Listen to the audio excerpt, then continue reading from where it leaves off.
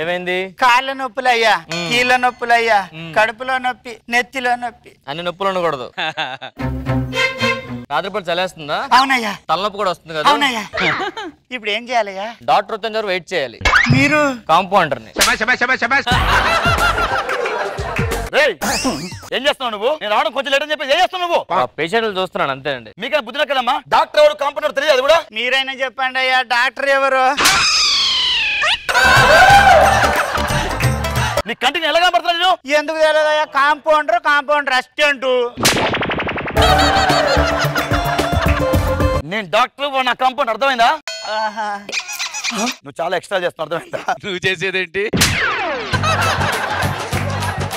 నువ్వు చాలా ఎక్స్ట్రా చేస్తున్నావు సార్. డాక్టర్ అవడానికి ఎంత కష్టపడదు తెలుసా? ఇంకా ఎక్కువ కష్టపడ్డా. ఎలా కష్టపడవు? నువ్వు డాక్టర్ అవడానికి డాక్టర్ చదివావు. నేను ఏం చదవాలి చిన్నప్పటి నుంచి బోల్డ్ చదివేసి ఇప్పుడు కాంపౌండర్ నాగరికి. నేను డాక్టర్ చదవడానికి స్టేట్ ఫస్ట్ వచ్చాను రా. నేను స్టేట్ ఫస్ట్ టైం రావాల్సిందే, జస్ట్ మిస్ అయింది. ఎందుకు? ఆ రోజు ఈ స్టేట్ లో నేను వేరే స్టేట్ లో ఉన్నా. నేను డాక్టర్ కేంబ్రిడ్జ్ యూనివర్సిటీ లేదంటరా. మేము అదే బ్రిడ్జ్ మీద చదివాం. ఏ బ్రిడ్జ్? ఔరా బ్రిడ్జ్. కేంబ్రిడ్జ్ ఎక్కడ, ఔరా బ్రిడ్జ్ ఎక్కడ? రెండింటి లేదు పెద్దది. ఔరా బ్రిడ్జ్. నేనే గ్రేట్. నీతో పెట్టుకోండి వేస్ట్, అనవసరం. సార్ ఈ మంత్ నాకు శాలరీ పెంచుతా అన్నారు. తర్వాత నెక్స్ట్ మంత్ పెంచుతా. అలాగైతే మానేస్తా. రే నెక్స్ట్ మంత్ పెంచుతారు ప్లీజ్ రా. నేను మానేస్తా. నాకు డాక్టర్ ఏంటి కాంపౌండర్ కాళ్ళు పట్టుకుంటావు? అంటే ఏం లేదు సార్, నాకు చిన్న వీక్నెస్ ఉంది. బ్లడ్ చూసినా ఇంజక్షన్ వేసినప్పుడైనా సరే నేను కళ్ళు తిరిగి పడిపోతాను సార్. సరే పేషెంట్ పిలిపించు. Patient number 1. సార్ కాళ్ళ నొప్పులు, కీళ్ళ నొప్పులు, కడుపులో నొప్పి, నెత్తిలో నొప్పి సార్. Very good. ఇగో సార్, ఇదేమో బాత్రూమ్ లో వాడు, ఇదేమో బెడ్రూమ్ లో వాడు, ఇదేమో కిచెన్ లో వాడు. అదేంటి సార్? అంటే ఏం లేదు, వాస్తు ప్రకారం అక్కడ వాడతాను బాగుంటది. నువ్వు వాస్తు చూస్తావా డాక్టర్ వా? పేషెంట్ నెంబర్ 2 వెళ్ళిపో. సరే పేషెంట్ 2. ఏమైంది? ఊపిరి అందట్ల. ఏం చూస్తున్నావు? సూదా. మళ్ళీ సూదేంటా? ఓ పని చేయండి సార్. బాబాయ్ జరుగు, ఇంజక్షన్ తీసుకోండి, పెట్టండి. బాబాయ్ కూర్చో.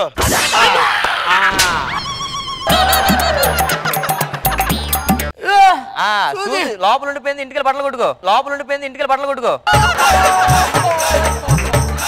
Next patient. నమస్తే. ఏ బాబు కళ్ళు తిన్నాడు. కూర్చో. ఏం ప్రాబ్లం ఏంటి?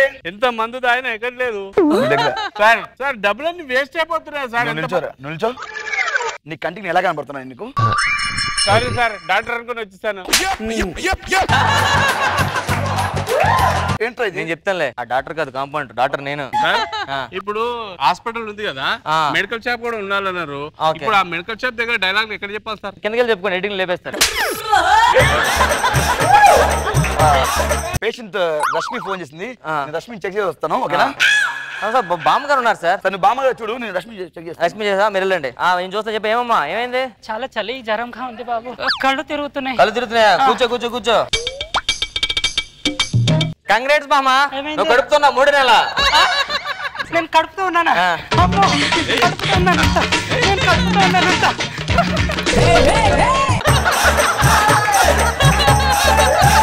ఏమైనా కాంపౌండర్ బామ్మ డాన్స్ చేస్తుంది. బామ్మ చెక్ చేశారండి. మా అమ్మ 3 నెలల కడుపుతూ ఉంది. బామ్మ 3 నెలల కడుపుతూ ఉందా? కూర్చో. వీడేం చెక్ చేశాడేమో. బామ్మ ప్రాబ్లం ఏం లేదు, సమ్మర్ కదా, నీరసం వల్ల నీకు కళ్ళు తిరుగుతున్నాయి. మరి ఇప్పుడు ఏం చేయాలి? చలికాలం వచ్చారు, వెయిట్ చేయాలి. టాబ్లెట్స్ వాడు. ఓకేనా? వెళ్ళు. డాక్టర్ గారు మామిడి దెబ్బలు చూడండి. సీరియస్ డాక్టర్ ఏంటండి అలా పడిపోయాడు? ఓదారుస్తున్నాడు, దెబ్బ తగిలింది కదా. ట్రీట్మెంట్ చేయమనండి. ట్రీట్మెంట్ చోలో చెప్తున్నాడే. ఆపరేషన్ చేయమనండి సార్. చేస్తా సార్. నువ్వు బీపీ ఎక్కువైపోయింది. నాకు టాబ్లెట్ వద్దు. నువ్వు వేసుకున్న టాబ్లెట్ నాకు వద్దు. ఈ టాబ్లెట్ వేసుకుంటే ఆర్టిస్ట్ అయిపోతావు. అవునా డాక్టర్ లగన్ సార్. ఏంటి డాక్టర్ మళ్ళీ పడిపోయాడు? హార్ట్ చెక్ చేస్తున్నాడు. నువ్వు కూర్చో. అది కాదు అసలు చూడు. నువ్వు టాబ్లెట్ వేసుకో. నువ్వు టాబ్లెట్ వేసుకోను. ఈ టాబ్లెట్ వేసుకుంటే అవినాష్ లో పెద్ద ఆర్టిస్ట్ అవుతావు. అవును అవినాష్ ఆర్టిస్ట్ కాదు కదా.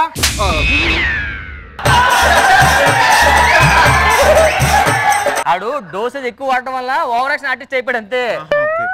నువ్వు కూడా 2 వేసుకున్నావు, నువ్వు కూడా ఓవర్ ఆర్టిస్ట్ అయిపోతావు. సర్లే ఎన్నెన్నో అనుకుంటావు, అన్ని చూస్తే డాక్టర్ సర్జన్ అంటే తొందరగా ఆపరేషన్ చేయండి. నేను చేస్తాను. బాబు ఒక 5 నిమిషాలు ఆపరేషన్ చేస్తాం, నువ్వు లోపల టెన్షన్ పడుతుండు బయట. అరే నేను చూసి ఆపరేషన్ చేయలేను రా, నేను నీకు చెప్తాను ఆపరేషన్ చేసేయి. నాకు ఏం చేయాలి చెప్పండి, చేసేస్తాను. ముందు కట్ చేయి కట్ చేశాను సార్. ఓపెన్ ఓపెన్ చేశాను సార్. బాబా నా డౌట్ గా ఉందా సార్ కుట్లేసారా సార్? కుట్లేదు సార్, స్టాప్లర్ ఉంది, పిన్లు కూడా వేసాను సార్. ఎక్కడ కట్ చేసావురా? ఇక్కడే సార్. అడిగి తల కట్ చేయమంటే బొట్ట కట్ చేసావు ఎట్లా?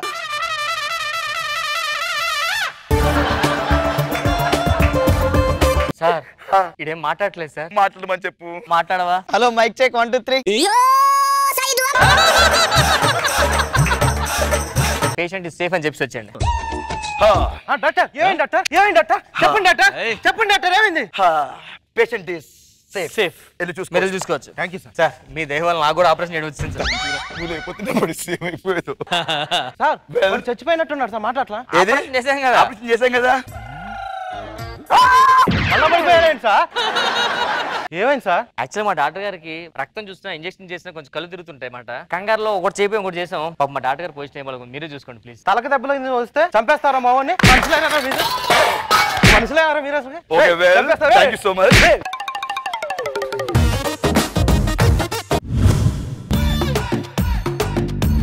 ఏమండి ఒక్క నిమిషం ఆగండి. మీరు ఏమైంది? ఆ జుట్టు చూడండి ఎలా ఉందో. నా జుట్టుకి ఏమైనా పర్వాలేదు, మీ జుట్టు మాత్రం చాలా అందంగా ఉండాలి. నూనె పెట్టుకోరు, అందంగా ఉంచుకోరు. ఇప్పుడు చూడండి ఎంత అందంగా ఉన్నారు. వెళ్ళి కాఫీ తీసుకురా. కాఫీ ఏవండి? నిన్న ఫంక్షన్ లో పక్కింటి సునీత 30,000 కంచిపట్టు చీర కట్టుకుందండి. అప్పటి నుంచి ఆ చీర మీదే నా కన్ను తిరుగుతూ ఉందండి.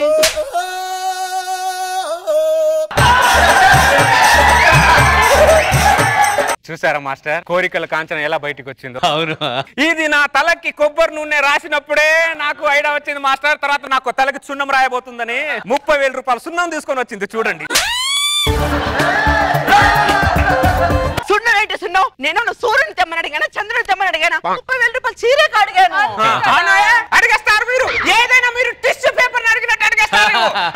మీదే పోయింది, మీ అయ్యే సొమ్మే పోయింది. చీర భార్య అడిగిన చిన్న చిన్న కోరికలు కూడా తీర్చలేని మొగుడిని ఏమంటారో తెలుసా? ఏమంటారు? చేతగాని చేమాట అంటారు. మొగుడిని పట్టుకొని చెమటకు అంటావు నువ్వు. సత్యపండి బెల ఉన్నాడు.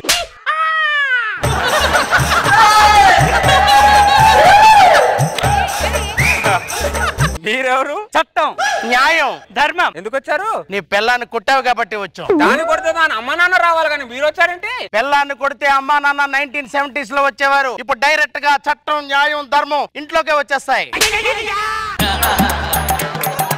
గోల్కొండ మెట్ల దగ్గర చప్పట్లు కొడితే పైన వినిపిస్తుంది, పిల్లాన్ని ఇంట్లో కొడితే ఇప్పుడు డైరెక్ట్ గా కోర్టులోనే వినిపిస్తుంది. పద జైలుకి వెళ్దాం.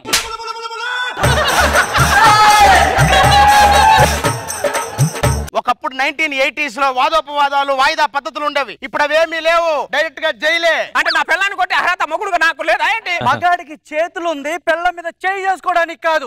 ఈ చేతితో పిల్లానికి నగలు తేవడానికి, ఈ చేతితో పిల్లానికి చీరలు తేవడానికి, ఈ 2 చేతులతో పిల్లం అలసిపోయేస్తే కాళ్ళు చేతులు పిసకడానికి.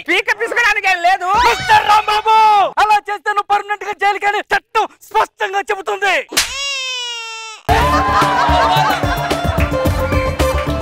ఫస్ట్ టైం కాబట్టి క్షమించి వదిలేస్తున్నాను. ఇంకోసారి రిపీట్ అయిందో చట్టం నిన్ను మూసేస్తుంది, తోసేస్తుంది.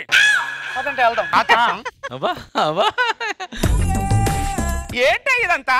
ఇప్పుడు మేము చట్టం కోసం కేకే అవసరం లేదు. ఇంట్లో కేకేస్తే చట్టమే కేకేసుకుంటూ వచ్చేస్తుంది. అర్థమైందా? ఇది టూ మచ్ మాస్టర్. వీళ్ళు 30,000 చీర అడిగినప్పుడు, 1,00,000 రూపాయల హారం అడిగినప్పుడు ఏమైపోయాయి మాస్టర్ ఈ చట్టం? అవును, అప్పుడేమైంది? దీన్ని నేను యాక్సెప్ట్ చేయను, అస్సలు యాక్సెప్ట్ చేయను మాస్టర్. నేను కూడా యాక్సెప్ట్ చేయను. ఇదిగో నాకు పులస చేప తినాలనుంది, వెళ్ళి పులస చేప తేపో. ఎండాకాలంలో పులస చేప దొరుకుద్దా? వర్షాకాలంలో దొరుకుద్ది. వర్షాకాలం వచ్చినప్పుడు తీసుకొస్తాలే. నువ్వు నాతో కాపురం వర్షాకాలంలోనే చేస్తున్నావా?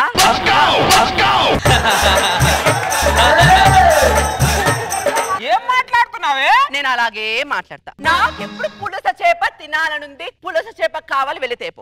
పిల్లం అంటే చంటి సినిమాలో మీనా లాగా ఉండాలి, చంద్రముఖి సినిమాలో జ్యోతికలా ఉండకూడదే. అది సినిమా కాబట్టి ఆవిడ అలా ఉంది. రియల్ లైఫ్ లో మీనా గారు కూడా మొగుడు దగ్గర చంద్రముఖి సినిమాలో జ్యోతిక లాగా బిహేవ్ చేస్తుంది. Correct correct. ఇప్పుడు నువ్వు వెళ్ళి పులుసు చేప తీసుకొస్తావా, తీసుకురావా?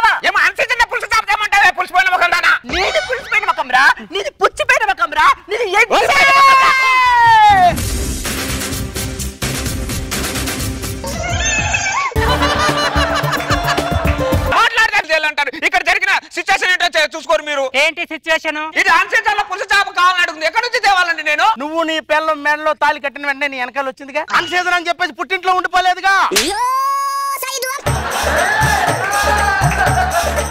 సీజను చింతపండు అని చెప్పి తప్పించుకోకు. భార్యకి ఏం కావాలని తీసుకురా. ఎండాకాలంలో గోదావరిలో పులుసు చేప దొరకదండి. గోదావరి లేకపోతే సముద్రంలో దూకమయ్యా. సముద్రంలో దూకాలా?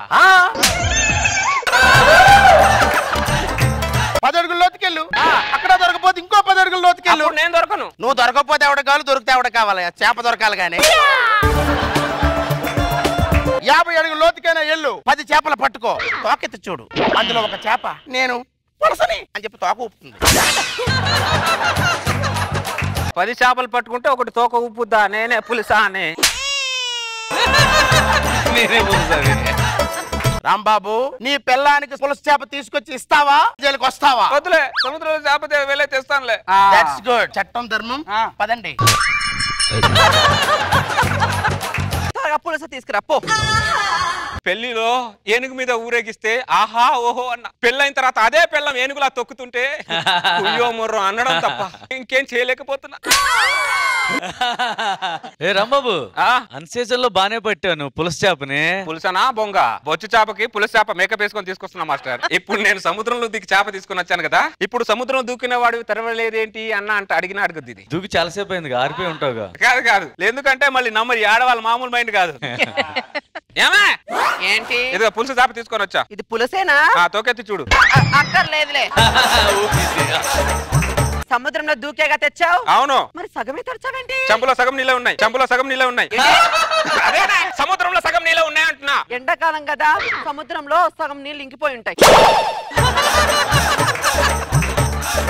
సముద్రంలో ఎండాకాలం అంట, సగం నీళ్లు ఎండిపోయిందంట. వీళ్ళు మన మీద సాడిజం చూపేది, వీళ్ళు మనల్ని టార్చర్ పెట్టేది. ఇది చాలా టూ మచ్ మాస్టర్. నేను చెప్తున్నా మాస్టర్, నేను గాని సీఎం అయ్యాననుకో ఈ ఆడవాళ్ళందరినీ అండమానం పంపించకపోతే చూడండి మాస్టర్.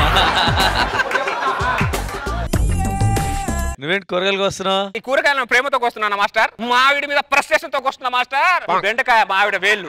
వేళ్ళ ఎప్పుడైనా మొగుడికి సేవ చేసా ఈ వేలుతో నువ్వు? నీ వేలు విరగొట్టకపోతే చూడు.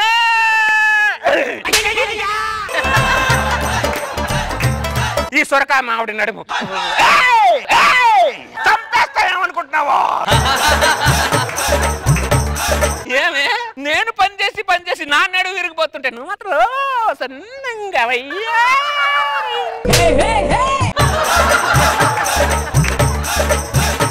నీ నడుము ఇరగొట్టగాని బుద్ధి రాదే నీకు? నిన్ను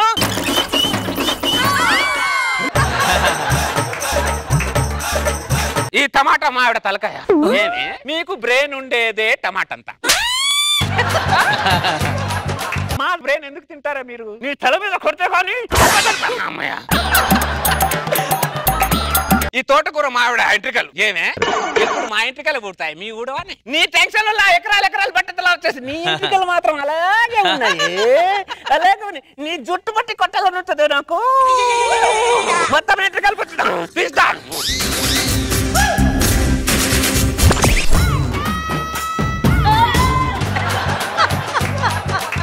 ఏంటి మేడం అలా వచ్చారు? నువ్వు క్రైమ్ చేసావు కాబట్టి వచ్చాం. క్రైమ్ చేశానా? నేనేం చేశానండి? ఈ చితికిన టమాటాలో నీ భార్య తల కనపడుతుంది. ఈ విరిచిన బెండకాయలో నీ భార్య వేళ్లు కనబడుతున్నాయి. ఈ విరిగిన సొరకాయలో నీ భార్య నడుం కనబడుతుంది. ఇవన్నీ కూరగాయలు అయితే కూరగాయలు అన్ని కనబడుతున్నాయా? కూరగాయలు అన్ని కనబడుతున్నాయా మీకు? నీ భార్య నువ్వు డైరెక్ట్ గా కొట్టి కాళ్ళు చేతులను కొడితే 10 సంవత్సరాల జైలు శిక్ష. అదే నీ భార్యను కూరగాయల్లో ఊహించుకొని కొడితే 20 సంవత్సరాల జైలు శిక్ష. చట్టాలేంటి మేడం? ఆడవాళ్ళు చుట్టాలు అయిపోయాయి. మా కోసం ఒకటి లేదా మేడం? చట్టం ఎక్కువసేపు మగాడితో మాట్లాడదు. జైలుకి వెళ్దాం. అదే చట్టం న్యాయం ధర్మానికి ఒక మగాడు ఎదురు తిరిగితే ఎలా ఉంటదో తెలుసా? ఎలా ఉంటది? ఇలా ఉంటది.